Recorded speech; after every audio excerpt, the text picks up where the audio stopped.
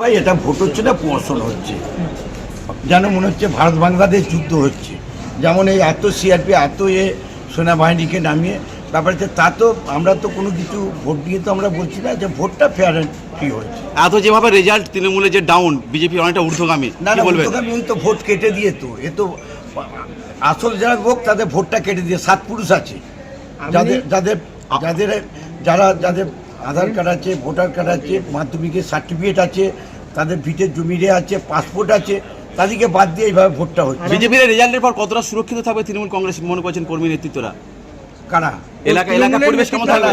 এটা আমরা প্রশাসনকে জানিয়েছি, নির্বাচন কমিশন তো ভোটটা করছে, তাদের আমরা নিশ্চয়ই আমরা জানাচ্ছি, আমাদের যারা দায়িত্বপ্রাপ্ত আছে তাদেরকেও আমরা জানিয়েছি।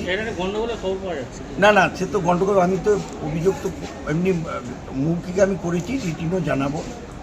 এতটা ব্যবধান তৃণমূল কংগ্রেস এতটা নিচে, বিজেপির যে উত্থান। না না, এই তো আপনাদের বললাম যে ভোটগুলো কেটে দিয়ে যদি হয়, আসল ভোটারটা তো নেই এখনো পর্যন্ত। এই যে বলেছ রোহিঙ্গা তো একটাও পায়নি, আসল ভোটারদের বাদ দিয়ে ভোটটা হচ্ছে। আরামবাগের কি অবস্থা এখন?